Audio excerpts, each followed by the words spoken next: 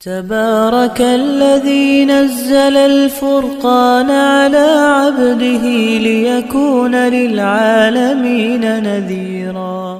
اسلامی شریعت میں جمعہ کے دن کو بڑی فضیلت حاصل ہے۔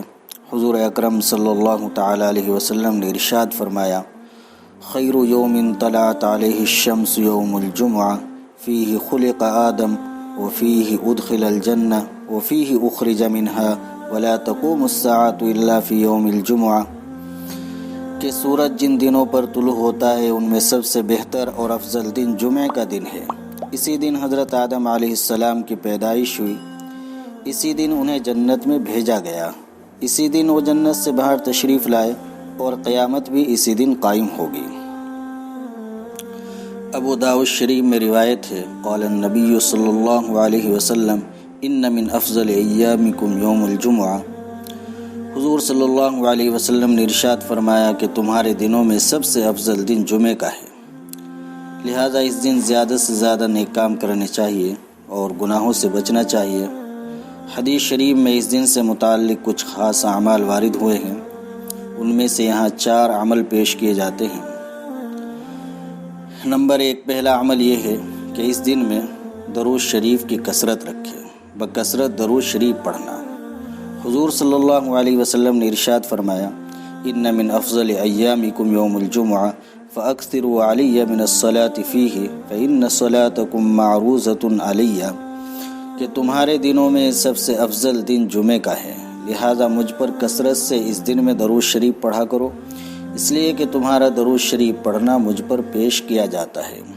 درود شریف یہ بڑی ہی اہم عبادت ہے۔ علماء نے لکھا ہے کہ تمام عبادتوں کے اندر قبولیت اور رد دونوں احتمال رہتے ہیں۔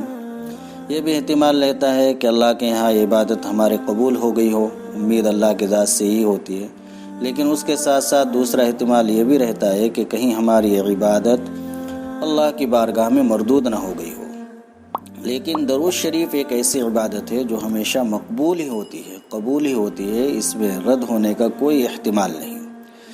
اس لیے ہمیں کثرت سے درود شریف پڑھنا چاہیے، بالخصوص جمعے کے دن خوب درود شریف پڑھیں۔ درود ابراہیمی پڑھتا رہے آدمی، اور بھی درود شریف، درود ابراہیمی سب سے افضل درود ہے جو ہم نماز میں پڑھتے ہیں۔ اللہم صلی علی محمد کما صلیت علی ابراہیم وعلی آل ابراہیم انک حمید مجید، اللہم بارک علی محمد وعلی آل محمد کما بارکت علی ابراہیم وعلی آل ابراہیم انک حمید مجید۔ اور بھی درود شریف ہیں، جزا اللہ عنا محمدا ما هو اہلہ، درود حبیبیہ ہے، صلی اللہ علی حبیبہ سیدنا محمد وآلہ وسلم، اللہم صلی علی محمد کلما ذکرہ الذاکرون وصلی علی محمد کلما غفل عن ذکرہ الغافلون، اللہم صلی علی محمد وانزلہ المقعد المقرب عندک یوم القیامہ۔ جو بھی درود شریف آپ کو یاد ہو وہ پڑھ لیں، اور مختصر سے درود شریف صلی اللہ علیہ وسلم یہ بھی ایک درود شریف ہے، تو اس دن میں نبی پاک صلی اللہ علیہ وسلم پر کثرت سے درود شریف پڑھیں۔ دوسری جو چیز ہے جمعے کے دن سے متعلق، وہ ہے کہ جمعے کے دن ساعات مستجابہ یعنی مقبول گھڑی کی جستجو اور تلاش میں رہنا۔ جمعے کے دن اللہ تعالیٰ نے ایک ایسی ساعت امت محمدیہ کو عطا فرمائی، ایک ایسا وقت اللہ تعالیٰ نے امت محمدیہ کو عطا فرمایا ہے کہ اس ساعت اور اس گھڑی میں اللہ تعالی شانہ سے جو بھی دعا مانگی جائے وہ یقیناً قبول ہوتی ہے۔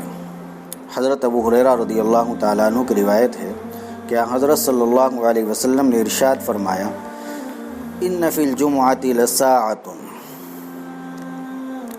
لا یوافقها عبد مسلم یسأل اللہ تعالی فیہا خیرا الا اعطاہ ایاہ، کہ جمعے کے دن ایک ایسی ساعت اور ایک ایسا وقت ہے کہ جس میں کوئی بھی مسلمان اللہ تعالیٰ سے جو بھی بھلائی مانگے تو اللہ تعالیٰ اسے ضرور وہ خیر اور بھلائی عطا فرماتے ہیں۔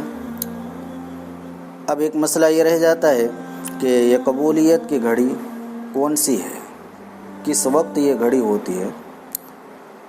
جمعے کے دن قبولیت کی گھڑی کو اللہ تعالیٰ نے مخفی رکھا ہے تاکہ لوگ زیادہ سے زیادہ وقت عبادت و اطاعت اور دعا میں صرف کریں۔ لیکن بعض احادیث میں اس کی طرف کچھ رہنمائی بھی کی گئی ہے۔ چنانچہ حضرت ابو موسیٰ رضی اللہ تعالیٰ عنہ فرماتے ہیں کہ میں نے رسول اکرم صلی اللہ علیہ وسلم کو جمعے کی مقبول ساعت، مقبول گھڑی کے متعلق ارشاد فرماتے ہوئے سنا کہ یہ ساعت اور یہ گھڑی جمعے کے خطبے سے لے کر نماز کے ختم تک کے درمیان ہے۔ دوران خطبہ جو بھی دعا ہو دل میں کرے، زبان سے اس کی اجازت رہی ہے۔ اور بعض روایات سے معلوم ہوتا ہے کہ یہ مقبول گھڑی جمعے کے دن عصر سے لے کر مغرب کے درمیان ہوتی ہے۔ چنانچہ حضرت انس رضی اللہ تعالیٰ عنہ حضرت صلی اللہ علیہ وسلم کا یہ ارشاد نقل فرماتے ہیں: التمسوا الساعة التي ترجى في يوم الجمعة بعد العصر الى غیبوبة الشمس، کہ وہ ساعت، وہ گھڑی جس میں جمعے کے دن قبولیت کی امید ہوتی ہے، اسے عصر کے نماز کے بعد سورج غروب ہونے تک کے درمیان تلاش کرو۔ اس لیے خصوصیت سے جمعے کے دن عصر کے بعد کا وقت عبادت، ذکر و اذکار اور دعا میں صرف کرنا چاہیے۔ اپنے وقت کو ضائع نہ کرنا چاہیے، لغویات میں نہ لگانا چاہیے۔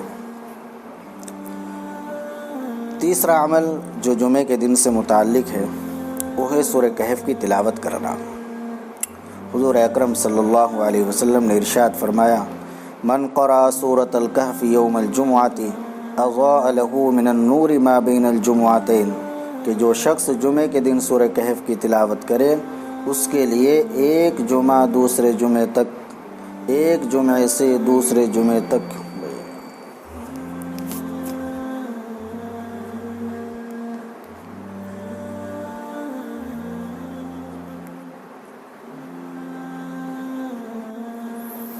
جو شخص جمعے کے دن سورہ کہف کی تلاوت کرے اس کے لیے ایک جمعے سے دوسرے جمعے تک ایک نور اور روشنی ہو جاتی ہے۔ اور سورہ کہف کے پڑھنے کا ایک بڑا فائدہ یہ بھی ہے کہ اس کے پڑھنے والے کو ہر فتنے سے حفاظت کی بشارت سنائی گئی ہے، حتیٰ کہ دجال کے فتنے سے بھی یہ آدمی محفوظ رہتا ہے جو جمعے کے دن سورہ کہف کی تلاوت کرتا ہے۔ اس لیے جمعے کے دن جو بھائی اور بہنیں قرآن کریم پڑھے ہوئے ہیں ان کو اہتمام کے ساتھ، پابندی کے ساتھ سورہ کہف کی تلاوت کرنی چاہیے، اس کے بڑے فوائد ہیں۔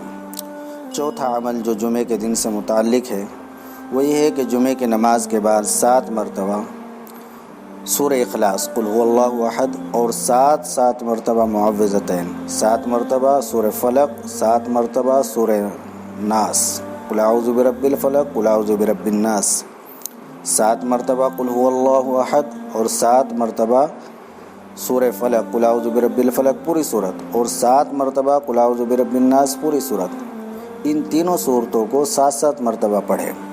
حدیث شریف میں ہے، اللہ کے نبی صلی اللہ علیہ وسلم نے ارشاد فرمایا: من قرأ بعد صلاة الجمعة قل هو اللہ احد وقل اعوذ برب الفلق وقل اعوذ برب الناس 7 مرات اعاذہ اللہ عز وجل بها من السوء الى الجمعة الاخرى، کہ جس نے نماز جمعہ کے بعد سورہ اخلاص 7 مرتبہ اور قل اعوذ برب الفلق 7 مرتبہ اور قل اعوذ برب الناس 7 مرتبہ پڑھی، یہ تینوں صورتیں پوری تو اللہ سبحانہ و تعالیٰ اسے آئندہ جمعے تک ہر برائی سے محفوظ رکھیں گے۔ اس کو ورد ضامن کہتے ہیں۔ لہذا ان تینوں صورتوں کا بھی جمعے کی نماز کے بعد 7 مرتبہ پڑھنے کا اہتمام کرنا چاہیے۔ اللہ رب العزت ہم سب کو عمل کی توفیق عطا فرمائے۔ وآخر دعوانا الحمد للہ رب العالمین۔